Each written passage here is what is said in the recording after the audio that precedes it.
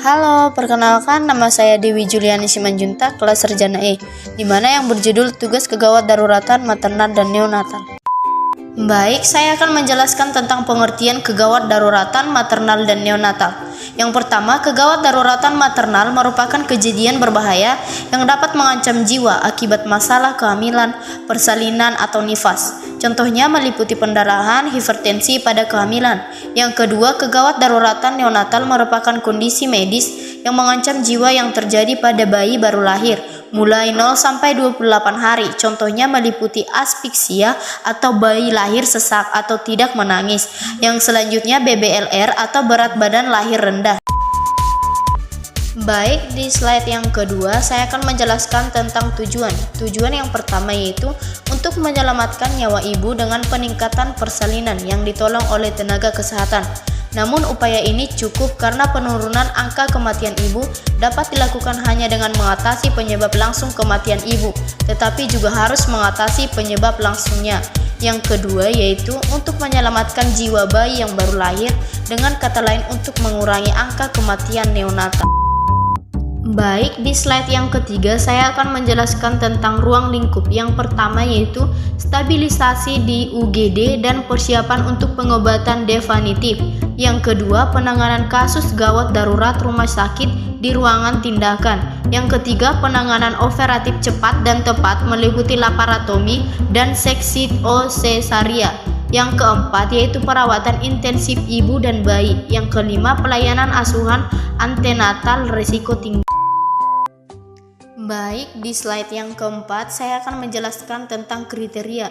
Yang pertama, kegawat daruratan maternal meliputi pendarahan, hipertensi pada kehamilan, penyakit jantung, diabetes, anemia, TBC, HIV/AIDS. Yang kedua, kegawat daruratan neonatal meliputi asfiksia, BBLR, tetanus, neonatorium, sepsis, kelainan bawaan. Baik, di slide yang kelima saya akan menjelaskan tentang sasaran. Yang pertama, PONET atau pelayanan obstetrik neonatal emergensi dasar. Yang kedua, PPGDON atau pertolongan pertama pada kegawat daruratan obstetrik dan neonatal. Yang ketiga, PONEK yaitu pelayanan obstetrik dan emergensi komprehensif. Baik, di slide yang keenam saya akan menjelaskan tentang diagnosa penanganan umum. Yang pertama, pastikan jalan nafas bebas. Yang kedua, pemberian oksigen. Yang ketiga, pemberian cairan intravena. Yang keempat, pasang kateter. Yang kelima, pemberian antibiotik. Yang keenam, obat pengurang rasa nyeri. Yang ketujuh, penanganan masalah utama. Yang kedelapan, rujukan. Baik, di slide yang ketujuh saya akan menjelaskan tentang etika dan kewenangan. Yang pertama, untuk memberikan pengetahuan bagaimana etika dalam penanganan kegawat daruratan bagi tenaga kesehatan yang sesuai dengan kewenangannya, dan juga membahas tentang etika bagi tenaga kesehatan bidan dalam kasus kegawat daruratan maternal neonatal.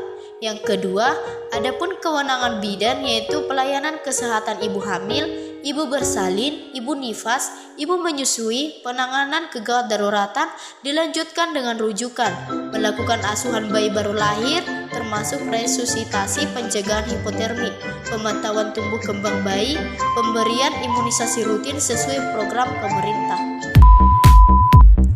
Baik, di slide yang ke-8 saya akan menjelaskan tentang clinical judgment. Kegawat daruratan neonatal dengan asfiksia, bayi yang dilahirkan seorang ibu tidak selamanya dapat lahir secara baik. Namun dimungkinkan dapat lahir dengan masalah, diantaranya adalah lahir dengan nafas megap-megap atau mengalami asfiksia.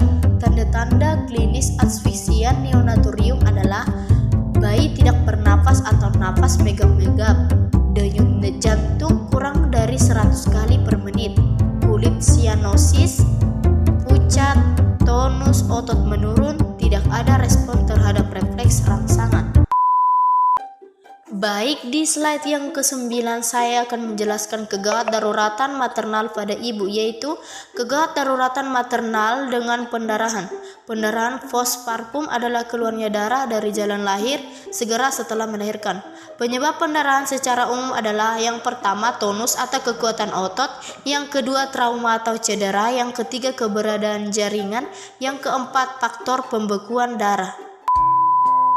Baik, di slide yang ke-10 saya akan menjelaskan faktor risiko pendarahan postpartum, yaitu yang pertama persalinan yang berlangsung lama, yang kedua kehamilan kembar, yang ketiga episiotomi, yang keempat bayi lahir dengan bobot lebih dari 400 gram, yang kelima anemia saat hamil, yang keenam usia kehamilan terlalu tua. Pengobatan pendarahan postpartum adalah yang pertama pemberian obat-obatan untuk memperkuat kontraksi uterus seperti oksitosin. Yang kedua melakukan tindakan kuret apabila terdapat sisa jaringan plasenta yang tertinggal di dalam uterus. Yang ketiga pemberian transfusi darah dan komponen darah apabila terdapat pendarahan masih pada pengidap.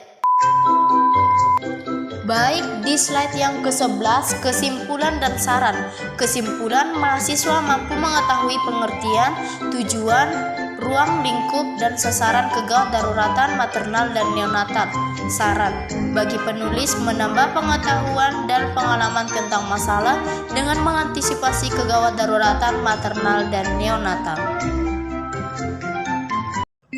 Baik, sekian dan terima kasih dari presentasi saya. Saya ucapkan terima kasih.